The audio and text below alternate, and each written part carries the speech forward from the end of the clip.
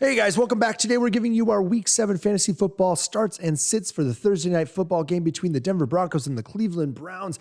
We're here to help you make all the right decisions on who should be in your lineup and who needs to get out of your lineup. Let's start this fantasy football podcast right meow.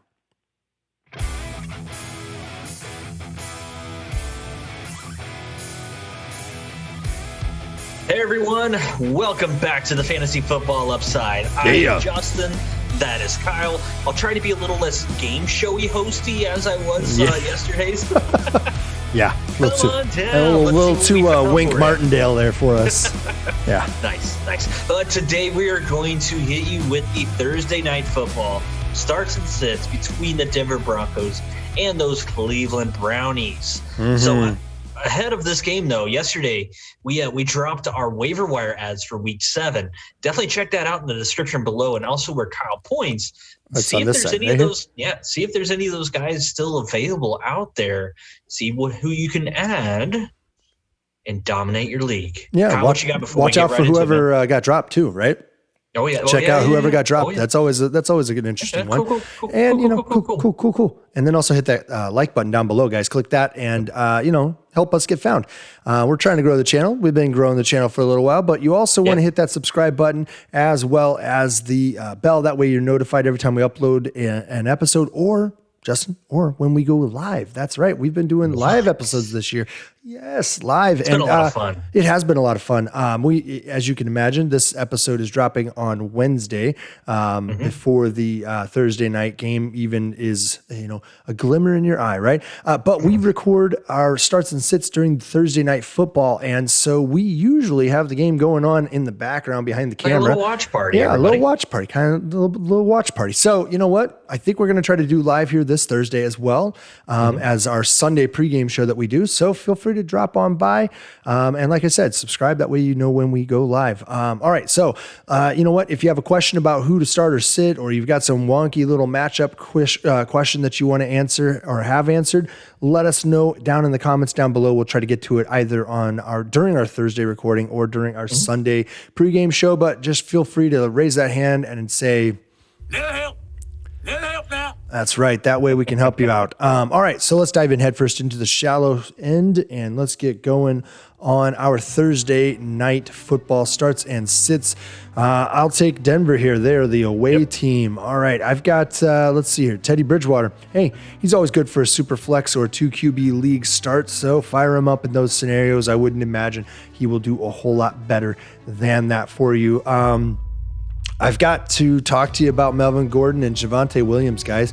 I mean, this is about as 50-50 as it gets. And I don't see it heading back in Melvin Gordon's way anytime soon unless we get some sort of injury out of Javonte Williams. I just don't see that happening. Gordon had 10 carries, 3 targets.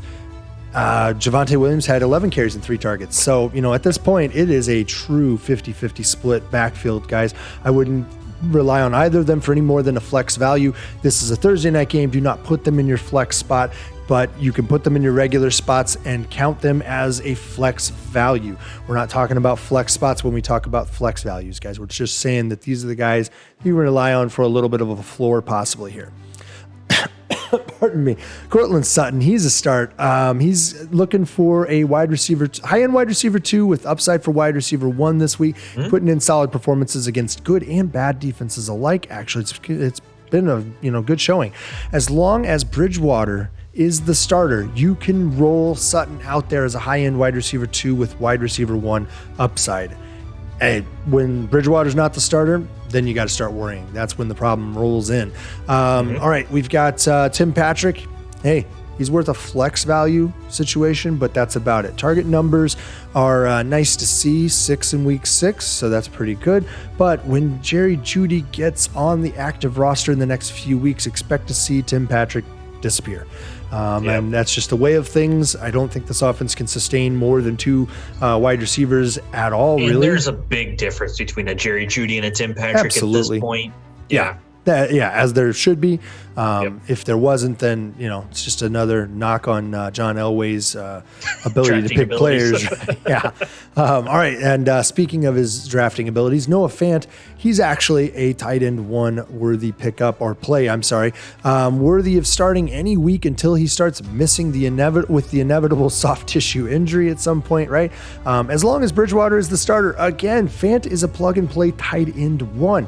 The targeting is just too hard to ignore, even if the production sometimes is not there. Because hey, targets and routes run are. We always talk about it. We harp on it. Those are the two biggest metrics you should be paying attention to in fantasy football tight end world. That's why Dawson Knox is showing up. He's showing up. Like everybody was saying, oh, it's variance. He had this two touchdown game, and he just blew up for all these yards.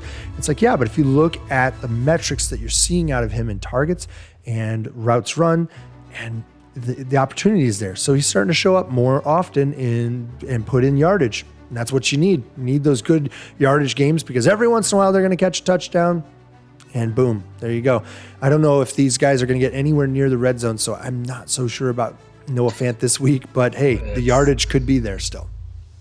So, I mean, what is it? It's either get 80 yards or 30 yards or 20 yards and a touchdown, and you're going to finish as a startable tight end. Yeah, top 12 tight end then. Yep. Alrighty. For the Cleveland Browns, this is an interesting one, man. We're coming in pretty banged up for the Cleveland Browns. So Baker Mayfield, he's dealing with a shoulder injury. He was actually in a sling. He was this non-throwing shoulder, but it's still something you have to keep an eye on. He's only a start in 2 QB or I think he was that way going into the game as well last week. So he was. So he has been hampered by this injury for a little while. Super flex start or 2 QB only, but definitely put him as a starter if you have to. And then I would put him as back end QB, like 2 QB league. Yeah, it's just not a great situation. It's not a great situation, but they are going to have to throw it a little bit. That's because, I mean, we don't know exactly what this running game is going to look like. So Nick Chubb and Kareem Hunt are both out with calf injuries. Nick Chubb missed last week, and then Kareem Hunt got hurt with a calf injury. So it's one of those things. We know Hunt's going to be out for a few more weeks. That's what they said. He's going to be out for several weeks. Nick Chubb, start if he plays, but he was ruled out really early last week. And whenever we're recording this, they always use Monday's practice as an estimation, and they said he's a DNP for Nick Chubb. Dude did not participate, so it's an estimation, but they didn't even put the limited participation on him. So that's not a good sign. But Kyle, you had this guy D'Ernest Johnson as a potential waiver wire, but you mentioned it's most likely just a 1 weeker. So if you're like me and have just been ravaged by injury in all positions, but even more importantly the running back position, D'Ernest Johnson could be a nice little fill-in, because this is going to be a drag him out, punch him in the face type game. So you could have D'Ernest Johnson get a high number, double-digit type of touches in this game. If you're dealing with a bye week or you're dealing with injuries, where else are you going to find a guy who's likely to get 10 plus carries on the waiver wire right now? I mean, he might get 2 yards a carry, but he might also find the end zone somehow, guys. So if they're on the 1, I mean, carry the 2. There you go. That math checks out. Statistics.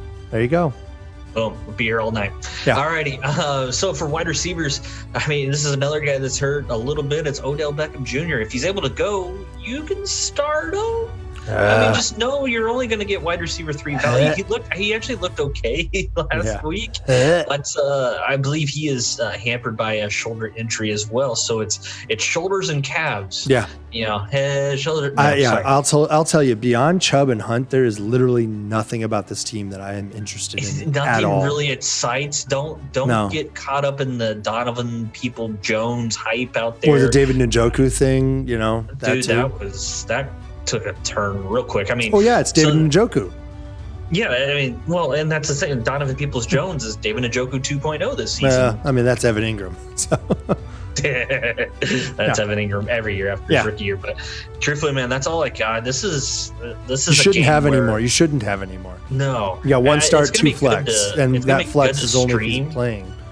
It's really going to be good to stream, because I don't think this game is really going to be that enjoyable to watch. So that's why you're going to mute the game, put us on there, and just hang out with us, have a good time. Ask us some questions. Fill out your lineup. all that stuff, right? Or just, give us a load of crap. That's the way it goes. That works too. Yeah, I mean, that's what your brother hops on for, right? And Dan just likes to try to derail the conversation with, random guys to ask about. It works. That works. That's fine. All right, guys, that's going to do it for our Thursday night starts and sits between the Denver Broncos and the Cleveland Browns, that matchup that you've all been dreaming of outside of those two cities, right? Been waiting for that game all season long. Had a little star at the beginning of the year when you filled out your schedule with all 256 games there, right? Well, it's actually more now, right? Because there's a week 17. So how many is it now? You got to add another 16 games there. So it's another 6. Yeah, there's 32. Here we go. Statistics. There you go. It's 272 games now. That's right. So when you filled out your little 272 game, thing, this is the one you start out of all the games. This is the one that you circled and said, this is the one I can't miss. This is appointment TV. Because it's Thursday night football. That's the way it goes. There's nothing else on game. All right, guys, that's going to do it for us. Check us out during that Thursday night football game when you're bored. A couple minutes into it, we're going to be starting up our podcast and live streaming for you. So feel free to drop by and, like I said, hang out for a little while. We'll talk to you then, guys. Thanks for hanging around for this one. Bye. See you.